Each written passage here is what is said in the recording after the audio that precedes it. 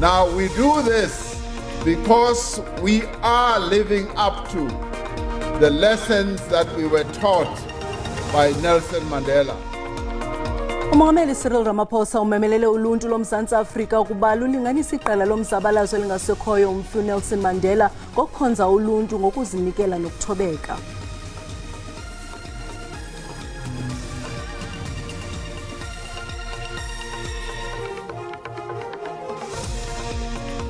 Sichithwe nendleko isicelo sokubhena sikagqirha Nandipha Magudumana inkundla ephakame.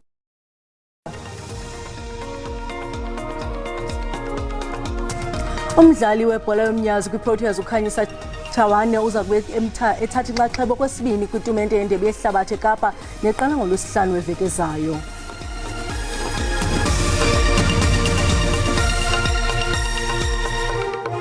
Molweni makhaya samkele nababukeli kwijelo iDTT khongozela novimba esinilungiselele wona ngokuhlwanje.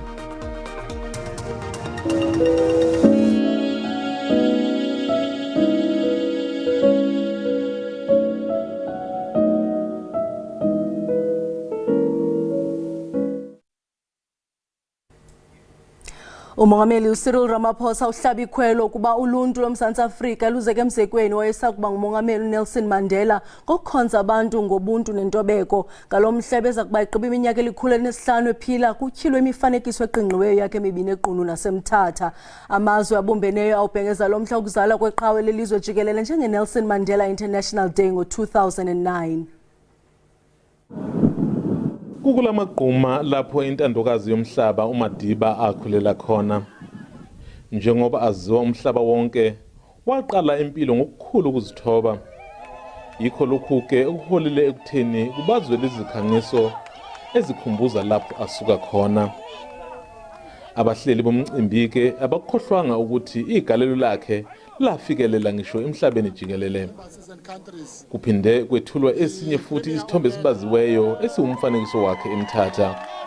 This statue of Madiba should serve as a reminder to those of us elected to serve the people of South Africa that we must redouble our efforts to build a better South Africa that leaves no one behind.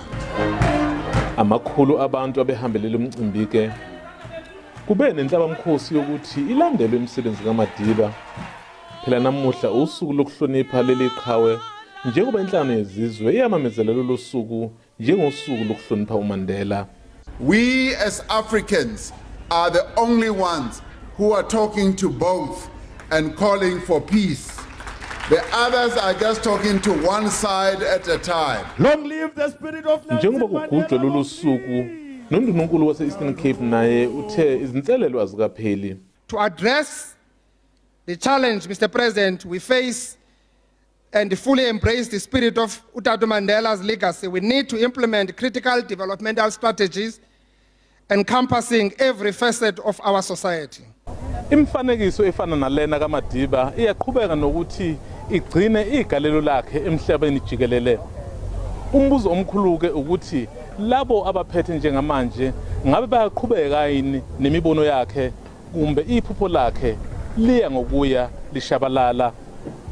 Umzondeli Mbejo SABC eQunu eEastern Cape. Kusenjalo ngelixa abanye abantu abahluphekayo befumana iChristmas kanye ngonyaka, abanye abantu bafumana into esingathi lusuku lukaMandela yonke imihla. Ngamakhulu abantu abangenamakhaya abaxhamlayo kwinceba yombutho iHope Exchange eKapa ngokunikwa ukutya kwasimahla ze bafumane nenkxaso yezentlalo nezempilo. Lo mbutho iThe Hope Exchange uneminyaka engama-40 ukhona, uzinze kumgama ongekude kuyapha eParlamente. Ezona njongo zawo kukufudumeza abantu abangenamakhaya ude ubapha izidlo zasimahla iintsuku ezinhlanu evekini. Soup kitchens on our premises are Tuesday, Wednesdays and Thursday from 4:30 in the afternoon, and that's done in partnership with our feeding partner Ladle Supply, who have their kitchen on our premises. Bradley Swartz Refir ohlala kwizidalalo ezikufutshane naseParlamente unongazenzisiyo umbulelo ngento yonke eyenzelwe iThe Hope Exchange. Hope Exchange makes it feel like a home away from home because they do take care of us in all aspects, whereby they supply us with toiletries, They supply with clothing, with food every day.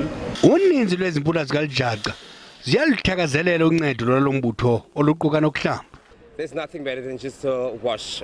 There's nothing that a shower can't fix, obviously, in this miserable cold. Yeah. They provide us with toiletries, clothes, stuff like that. The Hope Exchange ithi isebenzela ukuba aba bangena amakhaya baphinde babuyele eluntwini de babuyele kumakhaya abo. Emva kweminyaka elishumi abantu abangathathi intweni abaphuma eThabanju kwingingqi yaseNorthpost eFreystata baza kuxhamla ngoku izindlu ezintsha ezakhiweyo ukuzibandakanya kwiMandela Day. SABC iHabitat for Humanity nabaxhasi batyelele le ngingqi uqinisekisa isidima sabo bebesele belahle ithemba siyavuselelwa. iMandela Day ibhiyozelwe ngokuqaqambileyo eFreystata. Abo bathe baxhamla ngolusuku balibale njengolwenguqu yobomi ukusuka kwimeko emaxongo ukuza kuxhelela exhukwana. Kulindeleke ukuba igqitywe le ndlu inamagumbi amane xa kuqukunjelwa le veki.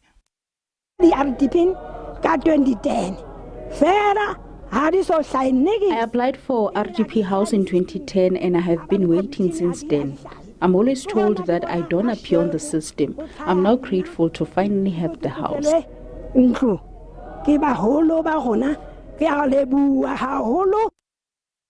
Abangaphaya ko-1 billion kwilizwe jikelele baswele izindlu. iHabitat for Humanity iphantsi phezulu namaphulo okuvingca lomsantsa. Our mission and vision is to ensure that we contribute towards giving people decent shelter. And for us, shelter is not just about bricks and mortar. It's actually bigger than that. You know, it's about dignity, it's about hope. That's why we also have a global campaign. Bandakanyekayo bathi eli liphulo elingqingqwa ukuqingqa ithemba beliqhokrekile kuluntu. Ibonisa ubuntu lonto uba masisebenzisane sisonke sibheke phambili. Nathi ke singu SABC silapha uqinisekisa into yoba into eyenzekayo apha iyavela kwi-society yonke. Abaxhamlileyo bathi ekugqibeleni nakubo kude kwathi xibilili nanjengoko baza kube bekhuselekile kumakhaya wabo amatsha. Ayonto yemihla ngemihla ukuba usosaziwayo batyelela idolophu ezincinane ezinjengemakhanda. Kodwa namhlanje amatyendyana angama-30 asuka kwiziko lolutsha eluxolweni afumene ithuba lokubabona baxhamla nangokufumana impahla zokudlala. Uninzi kubo lusenabani ngelixa abanye bengakhathalelwanga. Kwenziwe konke oku kuba kukhunjulwa usuku lweMandela Day lwehlabathi. Ibiyimini emnandi nemigcobo. Usuka abafana basoze balibale. Bebeqala nqa kubona osaziwayo ngamehlo abo. Emva koko bafumana esona sipho.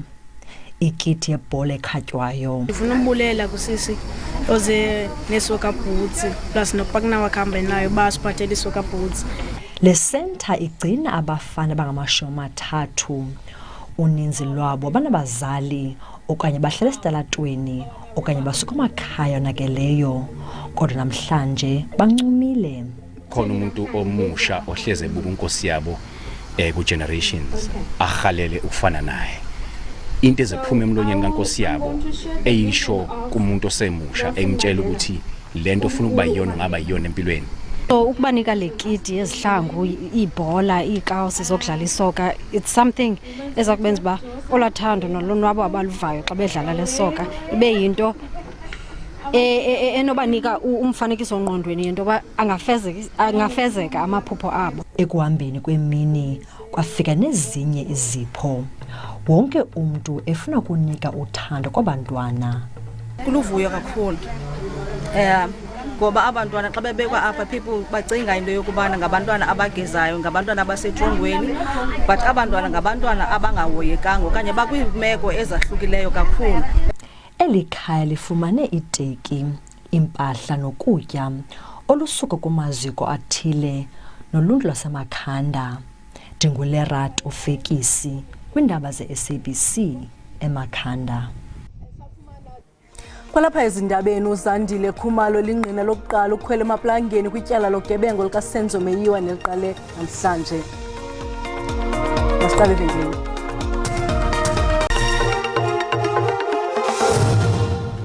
Sinamkile kwakhona kwiindaba zelijelo. Uyakwazi kwakhona ukubukela izindaba kwijelo le-YouTube uthi SABC Iindaba zesiXhosa kwinqeku lokuqala sithene.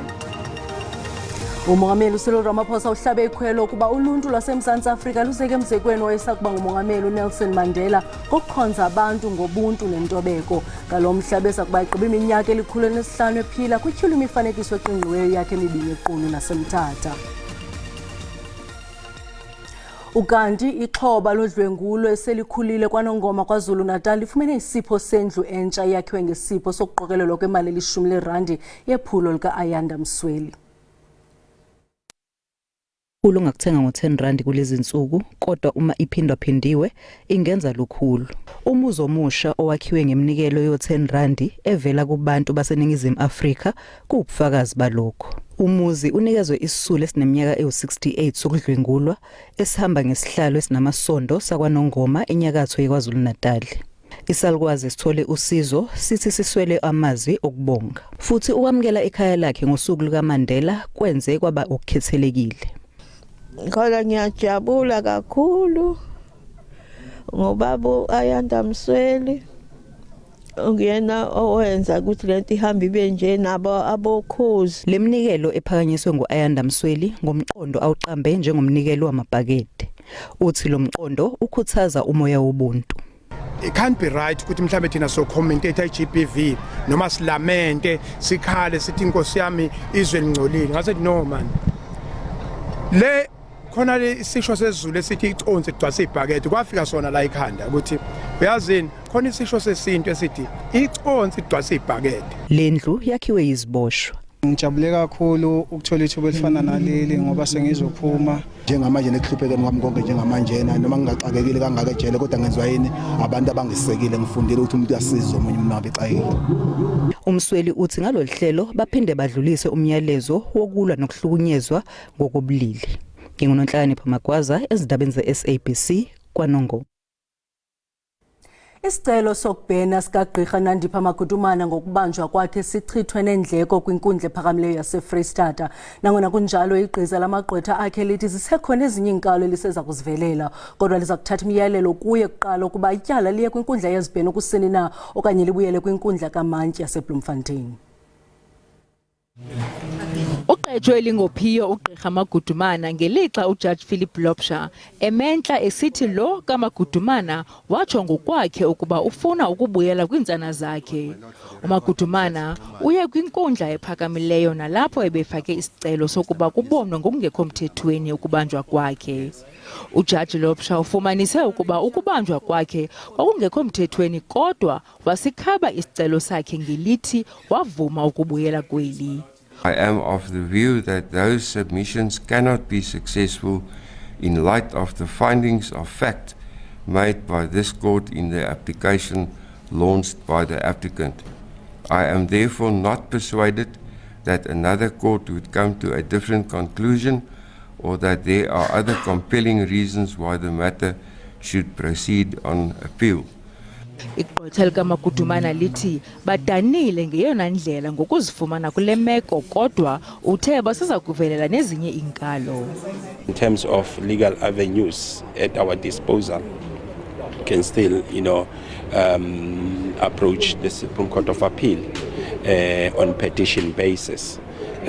But obviously we are so what we're going to be doing is to take instructions from the client.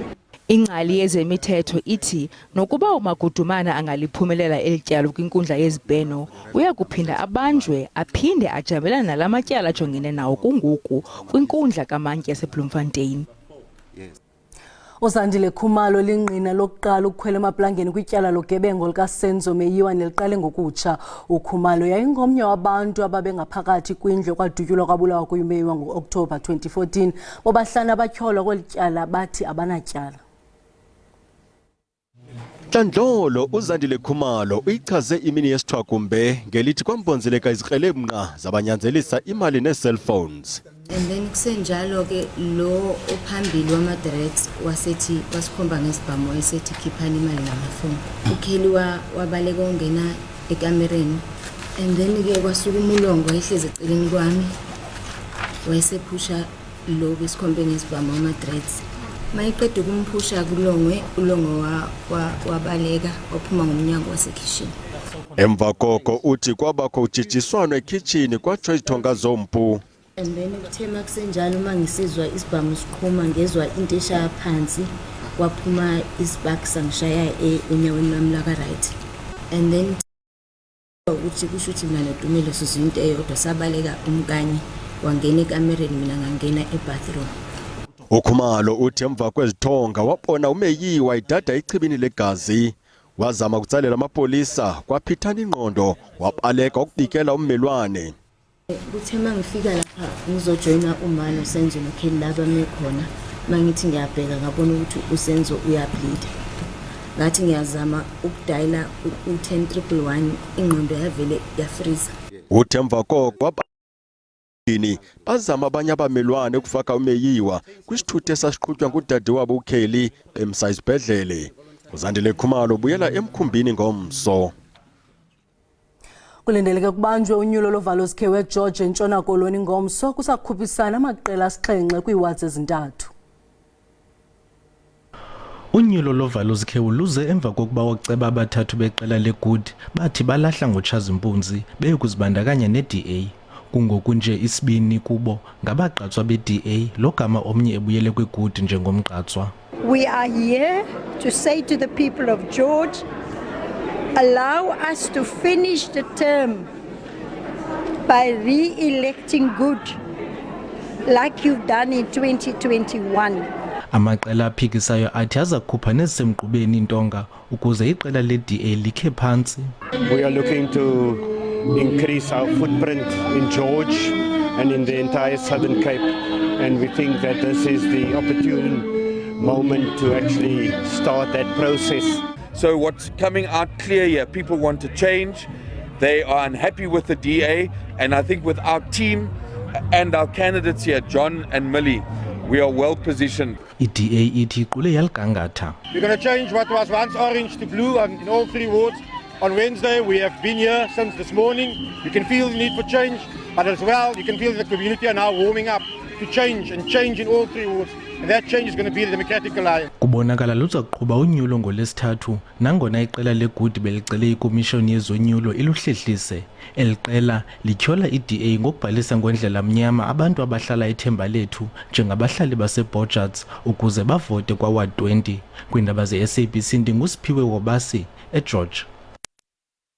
Abanye babathatha inxaxheba kwicandelo lwezothutho lwemithwalo emikhulu bathi ibhodi entsha yakwaTransnet mayihlangabezane nengxaki yemizila kaloliwe ngokukhawuleza. Bathi oku kuza kunciphisa ingxinano ezindleleni kuncipha inani lezigadla neendlela zihlale zikwimeko esulungekileyo ixesha elide. Imizila kaloliwe idlala indima enkulu ukuthutha impahla kweli lizwe jikelele kwanokuyithumela nokuyithatha kumazibuko. Nakuba kunjalo abadlala indima ephambili bathi sele kulithuba imizila idlala indima engebheke phi xa ithelekiswa neendlela. So it's very disadvantageous for South Africa to be exporting so much of this mining product by road, whereas if it was moved by rail, it would be a lot cheaper and we would be a lot more competitive internationally. Kusenjalo amanye amaqela ezopolitiko eParlamente athi le bhodi intsha fanele ikhawulezise ukuqinisekisa ukuba eli lizwe lifumana amaqithiqithi ngokupheleleyo kwimpahla evela kumazwe ngaphandle xa amaxabiso empahla enyukile. Transnet is facing a number of very serious challenges, including a shortage of locomotives, a lack of proper infrastructure, and high incidence of crime. To put the interest of the country above their own personal interest. Corruption must not have any place in Transnet anymore. Le bhodi inamalungu alithoba amatsha kunye namabini aphinde enyulwa. Dingululama Matya weendaba zeSABC eParlamente eKapa. Kwezemidlalo, umdlali webhola yomnyazi kwiProteas uKhanyisa Chawane uza kubethatha inxaxheba kwesibini kwitumente yeNdebe yeHlabathi eKapa neqala ngoLwesihlanu weveki ezayo. Le mbalasane ye-Free State Crinums ithi iqinisekile iProteas ziza kuqabela kwiqonga lembasa ekupheleni kwitumente. Iqela elibadlali abali-15 sele ligalelekile eKapa phambi kwalingxikela yehlabathi. iProteas zaphoswa ukufikelela kumsitho wembasa kwindebe yehlabathi ngo-2019 neNgilane emva kokubhaxabulwa ngongciphi wamanqaku ayi-53 kwayi-55 Australia kwi-semi-final. Kamva zabethwa ngabasindleki iNgilane ngo-58-42 kunquzulwano lokuhluzela indawo yesithathu neyesine, kodwa uChawane uqinisekile bafikelela kumsitho wembasa kulo umjikelo. I think looking at it, because of our performance in 2019, for me it's not even looking at how good or how strong other teams are. It's really looking at us as the Spar Proteas and what we can do. And having to end fourth in the 2019 World Cup, we just want to be better. uChawane unamava okudlala phiphipi phesheya kwezilwandle edlalela iBath United Kingdom kwi-European Super League phambi kokubuyela ekhaya. Le nzalelwane yaseDzanini edlala njengomaswipa i-wing defence yayingoyena mdlali omncinane kwiProteas kwitumente yendebe yehlabathi eNgilane. Uthi leyo iseyinto ekakambileyo ngekhondo lakhe. Playing in that World Cup was really, really great. Firstly, I was still young. I was the youngest in the team. I actually didn't even expect I was going to make the team. So having to make the team and step up on a big stage like that at a young age was really, really great for me. Isaac balilizwe lokuqala kusindleka indebe yehlabathi kwilizwekazi Afrika sukela kuqala kwetumente ngo-1963 kuPool C Proteas Wales neSri Lanka. Proteas siza kudlala umdlalo wokuqala wetumente ngomhla wama-28 kule nyanga sidlala neWales. Ngalo ndlela soqonqothela uvimba wangokuhlanje sibulele ngokusiboleka indlebe simkhumbuze ezangomso sezanoxa bethu ngesizulu kamnandi mawethu.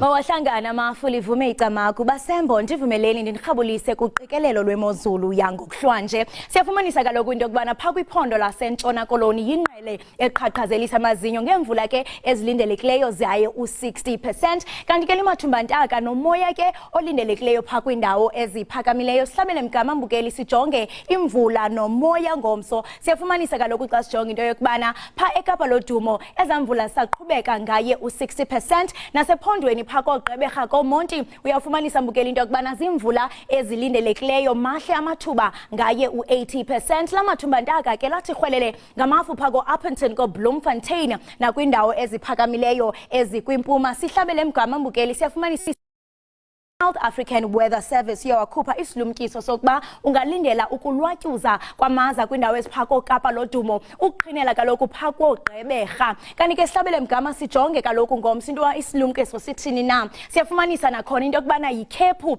engama elindelekile la kompuma koloni. Qiniseka ke into yokubana ukhuselekile kwaye ke uba ngaba ngumqhubi uqhuba ngononophelo. Sihlabele mkamambukeli sijonge amaqondo obushushu aphantsi ngokuhlwa. Siyafumanisa phana eKapa lodumo nguye u7 degrees. eSutherland liyabanda kakhulu ngoqanda qox phana koCalvinia sisibini. Sihlabele mkamambukeli sijonge kwindawo eziphakamileyo phako Musina nguye u10 kopolokwane ngu5 degrees. Kanti ke ephondweni phako Wabhaca kotsolo koqumbu kuyabanda kakhulu ngaye u5 degrees. Kanti ke kwelikaMageba ngu15 degrees. eRichards Bay yona ngu12. ePietermaritzburg nguye u3. eBethlehem ngu-2. Sihlabele mkamambukeli sijonge amaqondo obushushu aphezulu ke ngomso. Siyafumanisa ke kwindawo eziphakamileyo ukubana lifudumele, kanti phako Mthatha nguye u16 degrees. Maziqhuma inqawe emaxhekweni kamnandi.